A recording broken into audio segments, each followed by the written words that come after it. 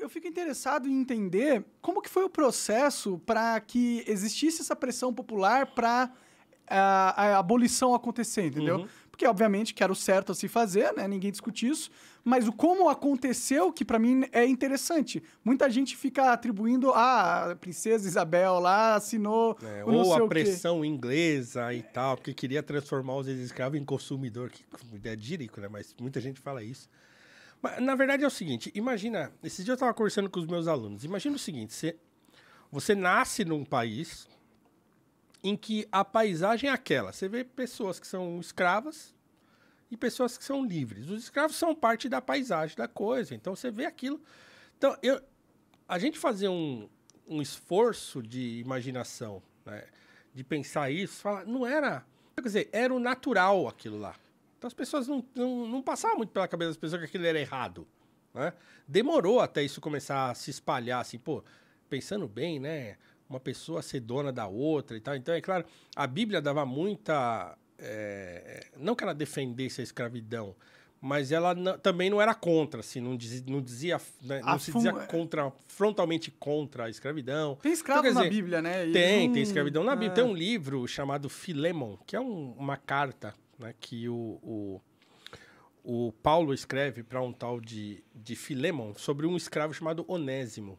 É uma carta muito interessante que trata da escravidão, né, e que ali, ela, de certo modo, ela não é uma carta abolicionista no sentido pleno do termo, mas o Paulo, por exemplo, recomenda ao Filemon que ele receba o Onésimo, que tinha fugido, né, como um irmão, né, e não mais como um escravo, Entendi. como alguém que... Então, né, é uma passagem...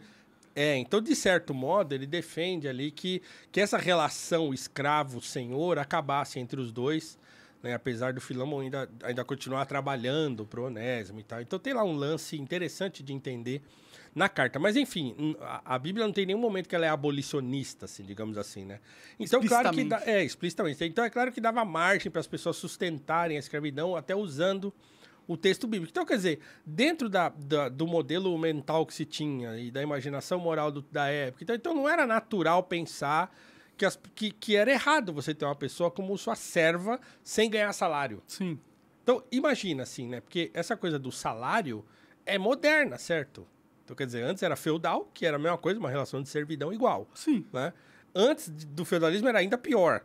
Então, quer dizer, era aquelas monarquias absolutistas, que todo mundo era súdito, e o cara plantava lá, agricultura de subsistência e tal. Então, quer dizer, o pobre sempre teve uma relação servil com o poder. Né? Então, essa é a verdade. Sempre, desde, né, tempos imemoriais. Então, quer dizer, quando chega ali... Até no Antigo Egito, né? Se for para pensar. Tudo, se dá para trás, vai embora. Não tem como saber que se um dia existia um mundo em que a relação não existisse esse tipo de relação servil. Porque eu falando como um cristão, como alguém que acredita no texto bíblico, isso é fruto da queda do ser humano e tal. Então tem uma discussão teológica por detrás disso. Mas o fato é que, quando chega ali no contexto do começo da modernidade, é que essas discussões começam a aparecer. Então, a Revolução Francesa vai ser um grande impulsionador disso, mas não só. Mesmo porque, mesmo dentro do cristianismo, tinha muitos padres e teólogos que eram contra a escravidão.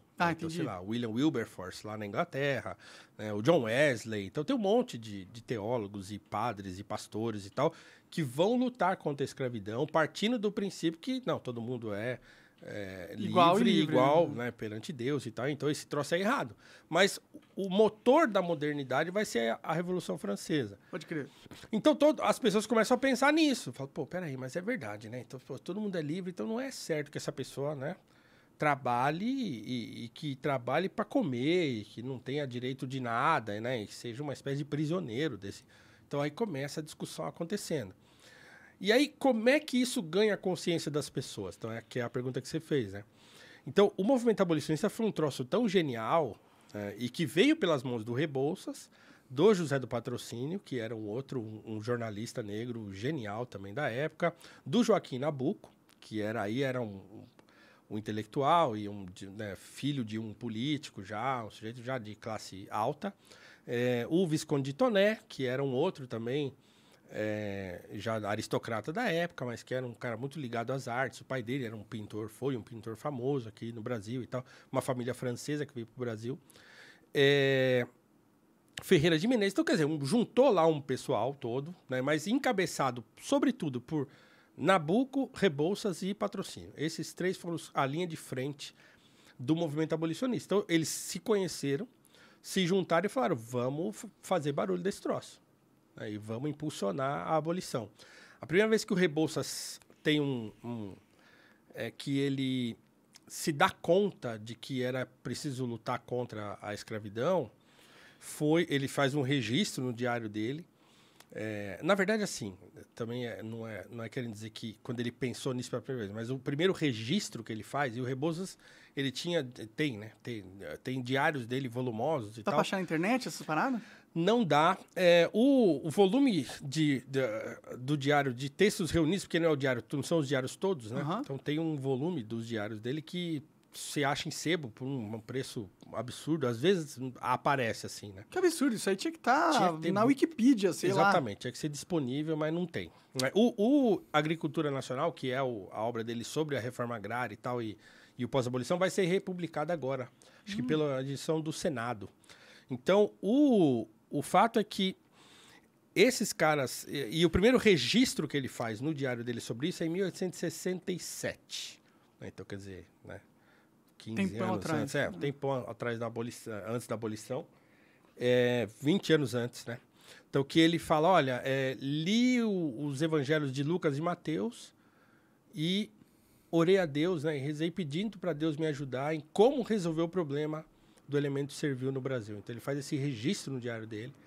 Nossa, 20 anos antes de ele conseguir, né? Entre aspas. Aí ele tem uma experiência muito ruim de racismo nos Estados Unidos. Ele vai para lá e lá ele não pode entrar nos lugares, não pode tomar banho, não pode dormir no hotel. Fudida, né? Aí ele fala, caramba, ele registra isso no diário, que ele não pôde entrar nos lugares, não pôde tomar banho, passou 2 dias sem comer, sabe? Essas loucuras. Caralho. Aí ele volta pro Brasil e fala, chega, agora vamos resolver isso aqui. Então, às vezes a raiva ajuda o homem a mudar as coisas, né? Exatamente. Aí ele se junta com o Nabuco e com o Patrocínio e eles começam o movimento. E aí, qual que era... Olha que coisa genial. Como eles não tinham apoio da igreja e não tinham tanto apoio político, né? Tinha lá os abolicionistas dentro da política, mas a política era aquele negócio muito disputado e tal, então era difícil. Tinha dentro da política gente que era abolicionista, gente que era contra a abolição, gente que era contra a abolição, mas que achava que a abolição tinha que acontecer gradualmente, que em 20 anos tudo estaria bem e tal. Então tinha um monte de... Pô, estavam certo, né? Não que estaria bem, mas que demoraria 20 anos. Né? Uma boa parte deles... Não, mas isso aí já é em 1880. Ah, entendi. Já tinha passado os 20 anos. Já. É porque assim... De 67 até 80, quando ele se junta com os caras, ele lutou muito sozinho, porque ele não era um político, mas ele era um intelectual. Então, ele ajuda em vários projetos. Mesmo no projeto da Lei do Ventre Livre, ele participa disso e Lei tal. Do quê? Desculpa. Do Ventre Livre, né? Ventre Livre. Que era aquele que, a partir dessa data... Eu não lembro exatamente quando foi promulgada, mas é aquele. A partir dessa data, todas as crianças que nascerem filhas de pessoas escravizadas não são escravos mais. Pode crer. Então, é um bom passo. Era um bom passo, mas era aquele negócio assim, funcionava, mas não funcionava muito, porque o sujeito nascia dentro da casa do cara, e ficava lá. E, daqui a pouco já estava trabalhando, então não era uma coisa tal. E também a lei do sexagenário, né, que após os 60 anos a pessoa deixaria de ser escrava, mas também era aquele negócio, muitos morriam cedo, então... Mas enfim... Foram passos importantes até chegar ao movimento e a abolição total. Então, o Rebouças trabalhou nessas coisas todas e tal, nos bastidores. Quando chega 1880, é quando ele se junta com o Patrocínio e o Nabuco, e eles começam, então, o movimento. E aí, nessa época, a política era aquela confusão, eles não tinham muito apoio e também não tinha apoio da igreja. O que eles resolvem fazer? Vamos fazer barulho na sociedade. Eles alugavam teatros e faziam grandes shows. Por exemplo, o Carlos Gomes, que é o grande músico brasileiro, né? O grande maestro e compositor brasileiro, que era mestiço, né? Ele era mulato e tal. E ele também se une a eles. A Chiquinha Gonzaga, que é a grande compositora, que também era mestiça, também se junta a eles. O Castro Alves, o poeta. Então, eles faziam grandes apresentações em teatros musicais né, com a apresentação de música e com a apresentação de declamação de poesia do Castro Alves e tal, discursos inflamados do José do Patrocínio, que era um homem com uma verve, assim, pro discurso muito forte. O Rebouças, ele era um homem tímido. Então, ele era um cara de bastidor. Era mais de escrever. Ele era mais de escrever e de projetar a parada toda. Pode crer. Né? Então, eles fazem isso. Então, eles começam a fazer essas chamadas conferências-concerto e isso ganha a opinião pública. Lotava os teatros, ficava gente pra fora e tal. E era muito louco, porque eles faziam aquele barulho de entretenimento. Chegava uma hora, o Patrocínio tomava o microfone e falava: agora nós vamos fazer aqui, né, nós vamos libertar aqui 3 escravizados e tal. E ele pegava, chamava as pessoas escravas no palco, lia as cartas de alforria, entregava para as pessoas. Imagina, cara, o frenesi desse troço, né? E aí o povo tudo... Devia ser um sentimento catártico para quem era escravo na época ainda, muito fodido, né? Muito. E para a própria sociedade começar a ver aquilo. Então ele fazia aqueles discursos contra a escravidão, que aquilo era uma abominação, e aí entregava as cartas de alforria. Teve uma vez que veio uma cantora russa para o Brasil, Nadina Bulisov, se eu não estiver enganado. E ela vem para o Brasil, eles aproveitam a presença dela no Brasil, por quê? Porque o Castro Alves tinha uma ópera que nunca foi encenada ainda, não deu tempo de ser encenada ainda, porque a abolição veio antes, mas chamava O Escravo, um negócio assim, acho que era isso, O Escravo. E ela também ela veio para cá para apresentar Aida, que é uma ópera do Verdi que fala sobre a escravidão no Egito. Então eles aproveitaram que ela vinha para cá para apresentar algumas áreas de Aida e tal, e aí falam com ela, ela aceita participar da conferência concerto, ela canta e tal, tem uma gravura disso, saiu no jornal. Que legal. O Patrocínio com ela no palco, entregando as cartas de alforria. Então, assim, foi um movimento popular intenso, né, de 8 anos, de 80 até 88. 8 anos que demorou para convencer a população.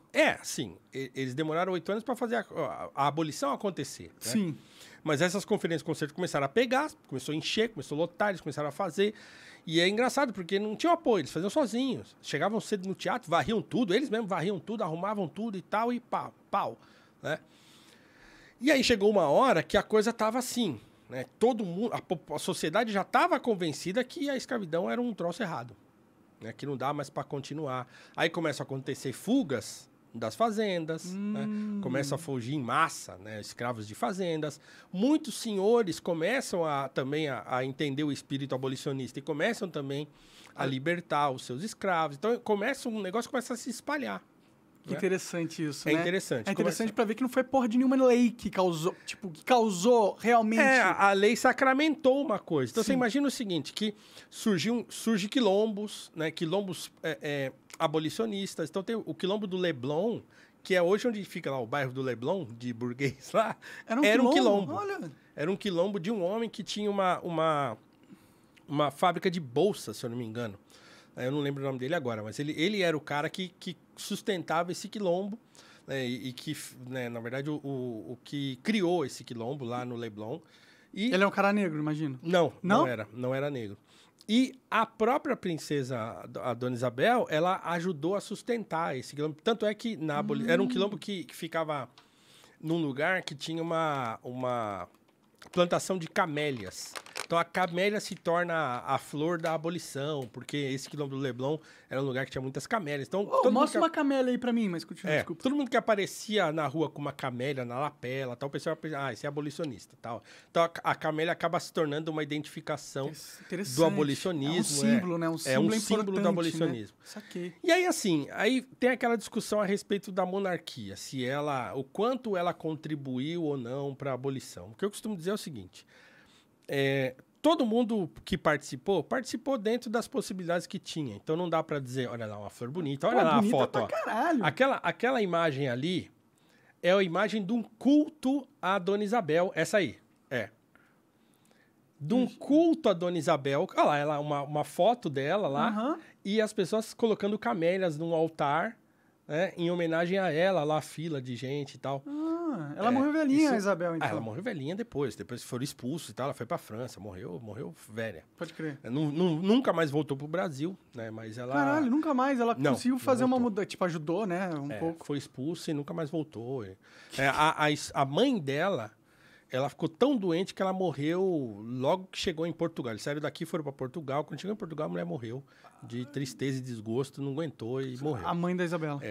O Dom Pedro II ficou hospedado num hotelzinho furreca lá em Portugal. Eles não tinham grana pra caralho? Não tinha grana, não. Ele não quis dinheiro, quiseram indenizá-los, ele não quis. Caralho. Ele pegou um montinho de terra, botou dentro de um troço assim, de areia, e falou, eu quero morrer com a cabeça deitada na terra do Brasil. E aí, quando ele morreu, colocaram essa coisinha na cabeça dele e tal. Era um homem que amava o país de fato. Cara, que bonita essa história. Era um homem assim que amava o país muito. E esse papo que ele era escravocrata e tal, é uma loucura completa. Assim, a conjuntura política era muito difícil. Tem-se hoje registros históricos, não estou inventando aqui, nem falando de minha impressão. Então, os registros mais confiáveis que a gente tem falam de um Dom Pedro II que desde criança ele era contra a escravidão.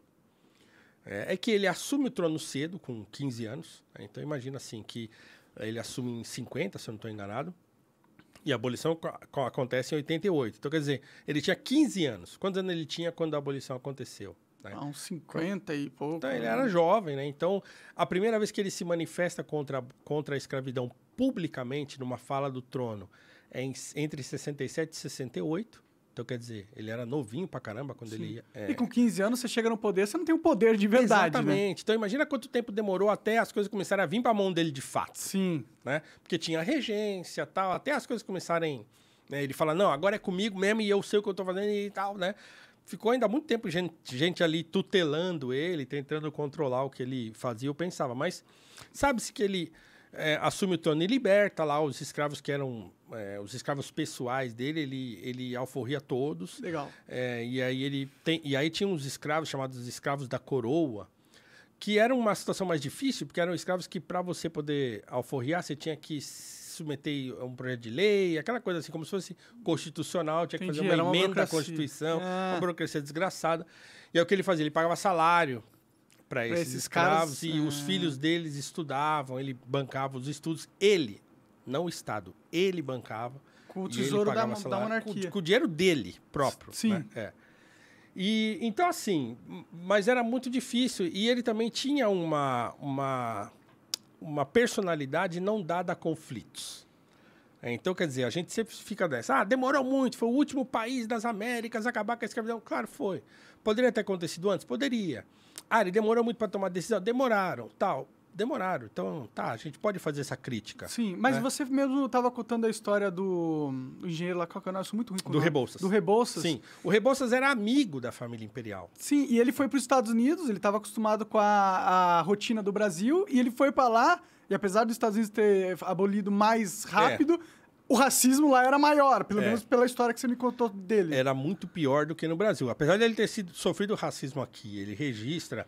Ele foi boicotado muitas vezes na sua carreira de engenheiro por isso. Então, tem um registro no diário dele que ele fala, por exemplo, os únicos que me apoiaram na minha carreira de engenheiro foram Dom Pedro II, o imperador, e como é que fala? O Mauá, o Barão de Mauá. Ah, caralho. Que ajudou, foi sócio dele numa empresa e tal, e não sei o que, ajudou ele com grana. E o Dom Pedro II. O Dom Pedro II era amigo pessoal dele. Tanto é que quando a família imperial é expulsa, ele vai junto. Ah, é? O Rebouças foi embora junto com eles. Falou, não, eu não fico aqui. Não fico nem um minuto a mais. Entrou no navio e foi embora com eles. E aí foi para Portugal com eles. E de Portugal ele foi para... se eu não me engano, ele foi para França. E depois foi para Ilha da Madeira. Aí foi para África. Ele foi para Angola. Ele tentou ajudar lá em Angola. Porque ele falou, agora, já que o Brasil é um país do passado, eu vou tentar...